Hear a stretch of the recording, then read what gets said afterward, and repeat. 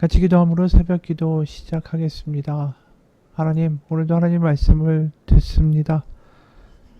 마음을 평강하게 하고 하나님의 말씀이 우리 심령 가운데 떨어져 뿌리 내리고 자라날 수 있도록 하나님 듣는 마음으로 듣습니다.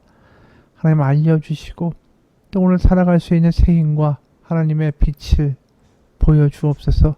살아계신 우리 주 예수 그리스도의 이름 받들어 기도합니다. 아멘.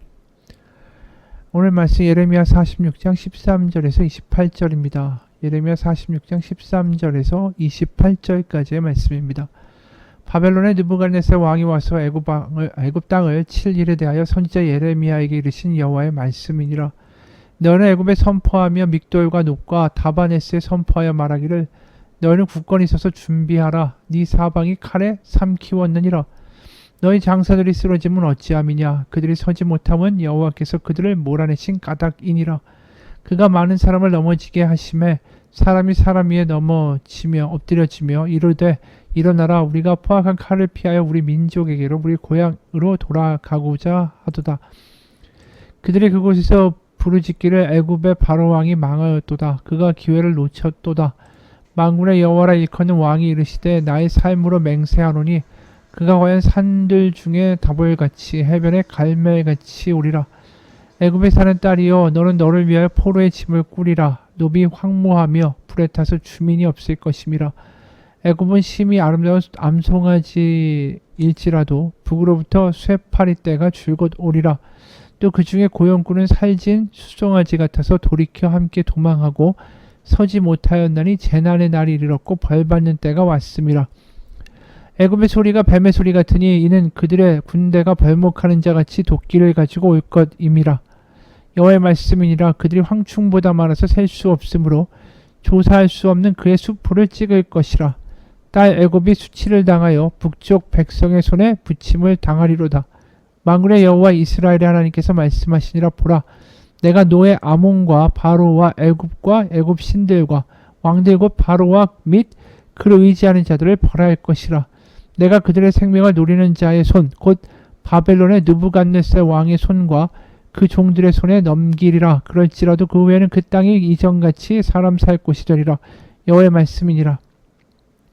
내 종 야곱아 두려워하지 말라. 이스라엘아 놀라지 말라. 보라, 내가 너를 먼 곳에서 구원하며 네 자손을 포로된 땅에서 구원하리니 야곱이 돌아와서 평안하며 걱정 없이 살게 될 것이라. 그를 두렵게 할 자 없으리라. 여호와의 말씀이니라. 내 종 야곱아, 내가 너와 함께 있나니 두려워하지 말라. 내가 너를 흩었던 그 나라들은 다 멸할지라도 너는 사라지지 아니하리라. 내가 너를 법도대로 징계할 것이요 결코 무죄한 자로 여기지 아니하리라 하시니라. 아멘. 이제 갈그미스 전투에서 아수르 애굽 연합군을 격파한 느부갓네살은 바벨론은 이제 애굽 본토로 진격할 것입니다.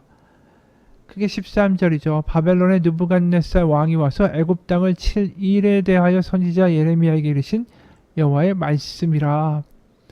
특히 애굽이 전체가 멸망하는 게 아니라 애굽의 그 상부, 그래서 애굽에 피난 갔던 남유다 사람들이 주로 정착하던 곳들이 초토화될 것입니다. 14절이죠. 너희는 애굽에 선포하며 믹돌과 눕과 다바네스에 선포하여 말하기를 너희는 굳건히 서서 준비하라. 네 사방이 칼에 삼키웠느니라. 그 예레미야를 끌고 갔던 사람들, 그 사람들이 애굽에 가면 먹을 것도 걱정 안 해도 되고 비상나팔도 불지 않을 거고 전쟁의 칼도 피할 수 있을 것이다 라고 생각했던 그 다마네스, 바로 그것이 완전히 초토화될 것입니다. 그리고 3년 동안 바벨론에 의하여 애굽은 계속해서 고난을 당하겠죠. 그리고 애굽을 의지했던 모든 나라들이 바벨론에 의해 보복을 당하고 수치를 당하게 될 것입니다. 세 번역으로 15절 보면 16절에 이렇게 이야기하죠. 어찌하여 너의 힘센 황소가 거꾸러졌느냐. 주님께서 그를 메어 치셨기 때문에 그가 서서 견딜 수가 없었다. 너의 많은 군인들이 비틀거리고 쓰러져 죽으면서 서로 말하기를 어서 일어나서 우리 민족에게로 돌아가자. 이 무서운 전쟁을 피하여 우리 고향 땅으로 돌아가자 하였다. 여기에 황소가 거꾸러졌다. 이 황소는 아피스를 가리킵니다. 아피스는 애굽의 신이죠. 우리가 이 황소를 어디서 보냐 하면은 출애굽기 32장에서 출애굽한 이스라엘 백성들이 만들었던 금송아지가 바로 아피스였습니다. 바로 그 힘센 황소가 완전히 거꾸러졌다. 그 우상과 신상들이 다 폐허가 되고 초토화되고 또 군인들은 죽고 또 그러면서 우리 민족으로 가자, 고향으로 돌아가자. 이 이야기는 용병들도 다 뿔뿔이 흩어져 도망가기 바쁠 거라는 거죠. 그러나 이미 다 늦은 후회입니다. 그리고 이미 완전히 하나님의 뜻은 정해져 있는 거죠. 세 번역으로 17절에 이제는 이집트 왕 바로를 기회를 놓친 떠벌이라고 불러라. 이미 다 늦었다라는 거예요. 애굽의 심판은 결정돼 있다.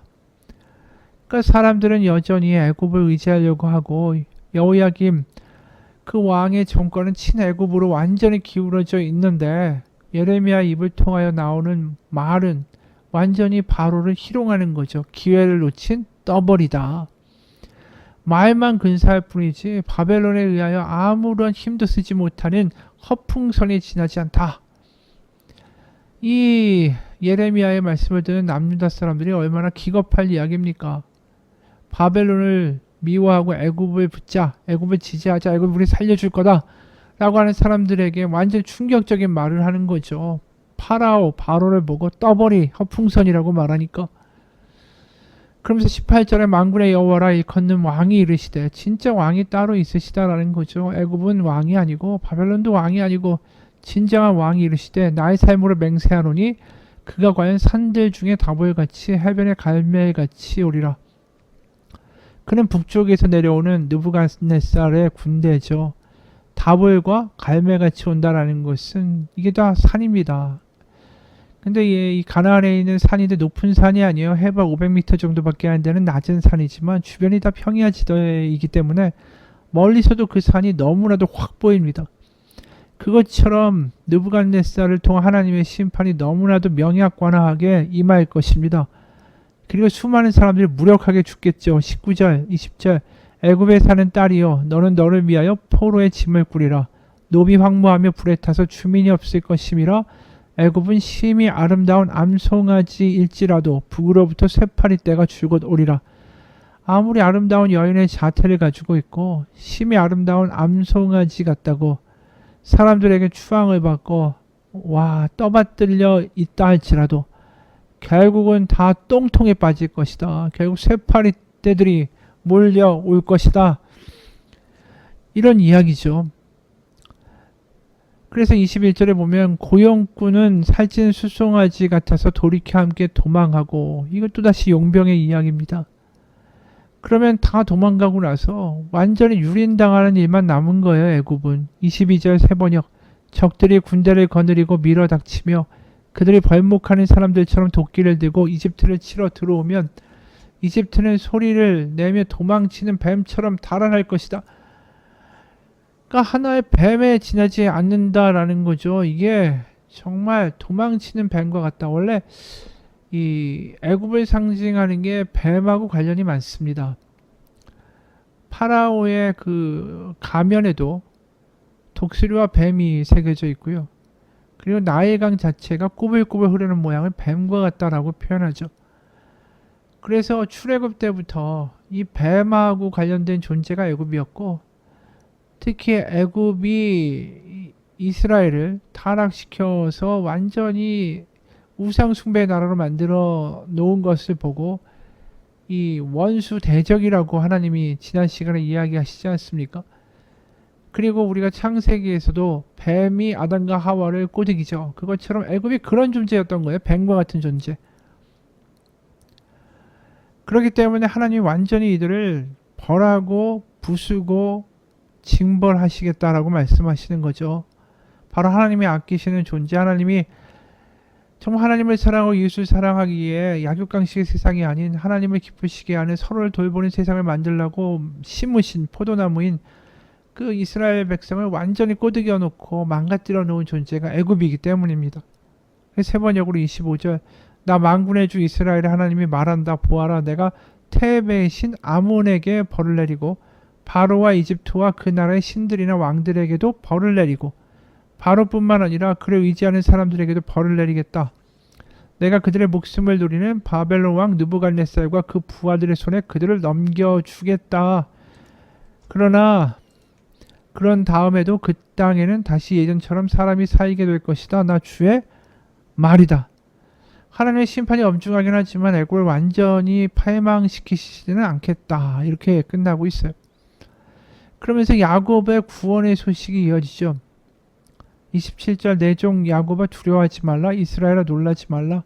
보라, 내가 너를 먼 곳에서 구원하며 네 자손을 포로된 땅에서 구원하리니 야곱이 돌아와서 평안하며 걱정 없이 살게 될 것이라. 그를 두렵게 할 자 없으리라. 여호와의 말씀이니라. 내 종 야곱아, 내가 너와 함께 있나니 두려워하지 말라. 내가 너를 흩었던 그 나라들은 다 멸할지라도 너는 사라지지 아니하리라. 내가 너를 법도대로 징계할 것이 결코 무죄한 자로 여기지 아니하리라 하시니라. 하나님이 그들을 다시 포로로 끌려가서 바벨론에 가 있던 이들을 되돌려서 걱정 없고 두려움 없이 살게 해주시겠다. 하지만 그 과정 70년의 기간이 징계의 기간이고 너희가 아무 후회나 회개함 없이 돌아오지는 않게 될 것이다 라고 말씀하시죠. 애굽이 뱀과 같은 존재고 애굽의 꼬임에 넘어가서 결국 하나님을 배신하고 우상을 섬겼던 이스라엘 백성이 결국 바벨론으로 끌려갔다가 다시 가나안 땅으로 돌아오게 되죠. 마치 이것은 뭘 의미합니까? 에덴 동산에서 뱀의 꼬임에 넘어가서 에덴 동산에서 추방되었던 아담과 하와가 다시 에덴 동산으로 들어오는 것과 같은 모습을 보여주는 거죠. 아담과 하와가 죄를 지었죠. 분명히 그것 때문에 쫓겨났지만 그 세상 가운데 또 이스라엘 백성 같은 경우 70년의 유배 생활을 통하여 그들을 회개하고 그들의 죄악을 깨닫고 마음이 정결해졌을 때에 하나님이 그들을 가나안 땅으로, 어떻게 보면 에덴 동산에서 이루지 못한 꿈을 하나님이 가나안 땅에서 이루고자 하셨던 거 아닙니까? 하나님을 사랑하고 이웃을 사랑하는 사람들이 가득한 나라, 가득한 그 백성들의 땅, 그러니까 다시 돌아오게 하겠다. 에덴 동산을 꿈꾸시면서 계속해서 말씀하시는 거죠. 창세기에서 뱀과 아담과 하와의 추방과 출애굽과 이 모든 메시지와 이미지가 중첩되어 나온다라는 것입니다. 그리고 결국은 여기서 끝나지 않고 예수님을 보내셔서 죄의 노예였던 우리를 하나님의 나라로, 하나님의 백성으로, 하나님의 자녀로 불러오시는 일까지 하나님은 완전히 이루신다라는 거죠. 그것이 드러난 게 야곱을 내 종 야곱이라고 부르시는 거예요. 오늘 이스라엘을 내 종 야곱아 두려워하지 말라. 왜 이스라엘을 내 종 야곱이라고 부르실까요? 바로 아브라함의 후손, 야곱의 후손, 이들이 바로 믿음의 조상이 되고 결국은 이스라엘이 교회로 이어지는 바로 앞으로의 하나님의 커다란 구원 역사와 경륜에 있어서의 시발점이 되기 때문에 그들이 결국 하나님의 복의 통로의 도구이기 때문에 내 종 야곱이라고 부르신다라는 겁니다. 여러분, 애굽이 아무리 대단해 보여도 그 신약의 표현으로 표현하면 세상의 권세와 권력과 정사가 아무리 강력하다 할지라도, 그리고 십자가는 무능해 보인다 할지라도, 남유다가 별 볼일 없는 존재다 할지라도 하나님은 분명히 그 모든 것을 하나님의 계획과 뜻대로 역전시키실 것이다 라는 겁니다. 애굽이 얼마나 커 보입니까? 그런 강대국이 초토화되고 바로는 허풍선이라고 이야기하는 이 예레미야의 선포가 굉장히 충격적이죠. 그리고 전에도 얘기했지만 애굽이 피난처라고 도망갔던 모든 사람들이 결국 다 죽음을 당하게 된다는 거죠. 여러분, 여기서 우리가 한 가지 기억해야 될 게 있습니다. 우리가 하나님이 우리를 도우신다, 우리의 피난처가 되신다라고 표현할 때, 우리의 보호처가 되신다, 우리를 이끄신다, 인도하신다라고 할 때, 내가 원하는 곳으로 가면서 내가 원하는 방식으로 살면서 하나님이 항상 나를 보호해주고 나를 지켜줄 거라고 기대하는 것은 잘못된 일이다라는 겁니다. 오늘도 결국은 바벨론이 아니라 하나님은 그들을 회개케 하셔서 가나안으로 다시 불러오게 하시고, 애굽에 간 이들은 도망가라고 피난처라고 얘기했지만 결국 그들이 다 죽게 되죠. 결국 자신들이 원하고 보기에 괜찮은 쪽으로 가서 하나님이 보호하시고 여기 있으니 하나님 지켜주실 것이다 라고 말하는 자기 원하는 길을 가면서 하나님의 보호를 이야기하는 게 아니라 하나님께로 순종하며 하나님께로 우리가 가서 그분의 보호를 받는 것이다 라는 겁니다. 말을 좀 더 정리하면 애굽으로 가는 게 보호처일까요? 바벨론으로 끌려가는 게 하나님의 날개 밑에 있는 보호처일까요? 사람들은 애굽으로 가는 게 하나님의 날개 밑으로 가는 거라고 주장하면서 가고자 했습니다. 하지만 진정 하나님의 날개 밑은 바벨론이었다라는 거죠. 여러분, 우리가 가는 곳에 하나님의 날개가 덮이는 것이 아니라 하나님의 날개 밑으로 우리가 가야 한다라는 겁니다. 항상 우리가 위기와 어려운 가운데 하나님의 품으로 가야지요. 내가 이 자리에 서서 하나님 원망하거나 하나님 내가 가고자 하는 길이 있으니까 하나님 순탄케 해달라고 하는 게 아니라 순간순간 하나님이 어느 것을 원하시는가를 묻고 그 품으로 달려갈 수 있는 믿음이 되어야 된다는 겁니다. 전에도 한 이야기지만 우리 부부는 시골에 산다. 어느 해 봄이었다. 암탉이 병아리를 깠다. 그런데 어느 날 오후에 갑자기 병아리들이 사방으로 흩어졌다. 매가 나타났기 때문이다. 그 다음 순간 나는 절대로 잊지 못할 교훈을 얻었다. 어미닭이 병아리들에게 달려가 날개로 그들을 덮었을까? 아니었다. 그게 아니다. 그 대신에 어미닭은 자세를 한껏 낮추고 날개를 쫙 펴더니 소리내어 울기 시작했다. 그러자 병아리들이 사방에서 어미닭에게로 달려와 활짝 펼친 날개 아래에 들어갔다. 다음 순간 어미닭은 날개를 바짝 접어 모든 병아리를 안전하게 숨겼다. 매가 병아리에게 미치려면 어미닭을 반드시 통과해야 했다. 어미닭에게 달려가는 어린 병아리들을 생각할 때마다 깨닫는다.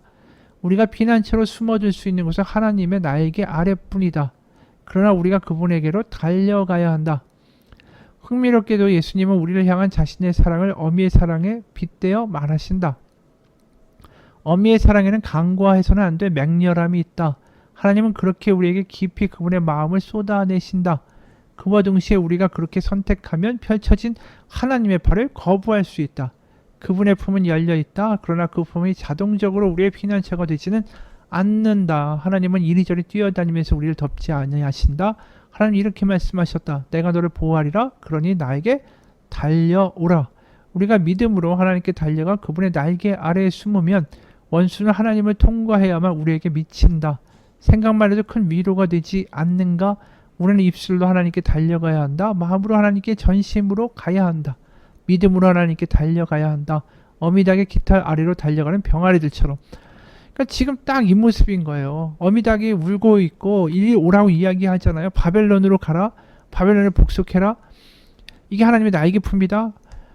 지금 예레미야가 어미닭이 울고 있는 것처럼 하나님의 말씀을 이야기하죠. 네가 이리 와야 된다고. 근데 이들은 이 병아리가 어머니의 그 어미 닭 아래로 내려가야 되는데 어디로 갔습니까? 옆에 있는 무슨 바위나 옆에 있는 무슨 나무 그늘이 근사해 보이니까 냅다 그걸 튄 거죠. 그게 애굽이죠. 그럴 때 어떻게 됩니까? 매가 와가지고 그냥 냅다 채가 버린 거예요. 결국 딱 그 짝이 난 거죠. 그러니까 우리가 하나님을 믿고 살아간다는 것은 보기에 근사해 보이고 내 생각에 판단에 숨을 곳이다 미안처다 해서 그를 뛰어가는 게 아니라 때로 우리가 생각지도 않은 곳으로 우리가 예기치 않은 곳으로 내가 바라지 않는 곳으로 하나님이 우리를 이끌어 가신다고 할지라도 그곳에 하나님의 날개가 있다면 그곳으로 달려갈 수 있는 믿음이 필요한 것입니다. 그러니까 그분에게로 달려가야죠. 항상 우리에게 두 가지 선택지가 있어요. 병아리처럼. 내가 보기에 괜찮아 보이는 나무 밑, 바위 밑으로 뛰어갈 것인가? 아니면 하나님의 날개 밑으로 달려갈 것인가? 같이 기도하겠습니다.